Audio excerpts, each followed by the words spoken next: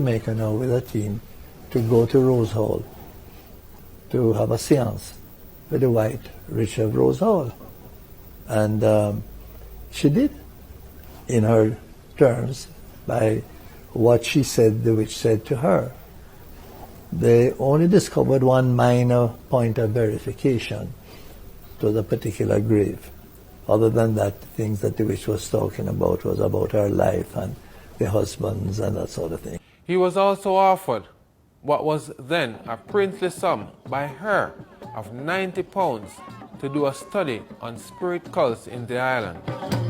And I went there to get her interest, and she took me with her to Haiti, where we went for a few days, where she wanted to make connections with the people over there who were studying voodoo as an academic subject.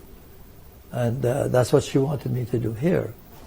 And so having set me up in that, having found this village which had a revival yard, a Zion revival, I said, well, if I'm going to do that, there's nothing to prevent me from doing the other study at the same time, because revival only play on a Sunday and maybe one night in the week. So it left me a lot of free time. And so I did the two studies together.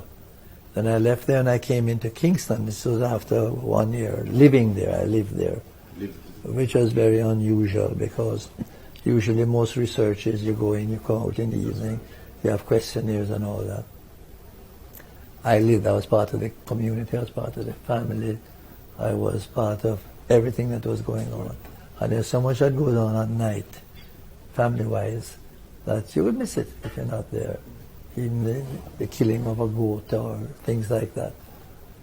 And the ring plays that we play and all that. So when I left there, I went to Salt Lane, behind Coronation Market, to do the revival one, because West Kingston was the richest area of all the various revival groups. And I spent 2.5 years back in Salt Lane. I didn't stay there totally. I stayed and I left and I go home and then I come back and so on. And so that gave me my foundation. But that foundation was the most important foundation for what followed in my life after that. It was an entirely different university. The discipline I had learned, the degree of excellence that I demanded, etc., was important to that. But from there, I drew my love of people and the caring for people and knowing how people live, the poverty that existed. And that is how I came to understand the Jamaica of the haves and the have-nots. These forays into research would be a furnace, forging and molding a young Edward Seaga's worldview. It showed him the ground zero realities of the common folk. He kept close to the pulse of the people and fell headlong into a love affair with music. His blossoming advocacy would see him writing letters to the press about a range of social issues, becoming a voice for ordinary Jamaicans.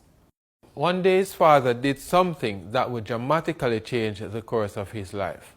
He introduced him to Alexander Bustamante. Buster is Buster, very jovial, called me Buster, which I never did, etc.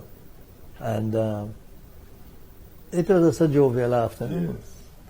Never said anything, never did anything more. But when the time came for me to decide how I was going to move forward, I had a problem with how the middle class was seeing folk society. I had a problem of how they downplayed the folk society and how they considered it demeaning.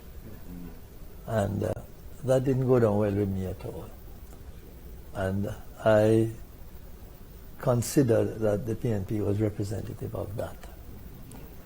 With Buster, I saw someone who was immersed in the folk society, came out of it and was immersed, and had a stronger feeling, not for the academics or any other aspect of folk society, but for the people.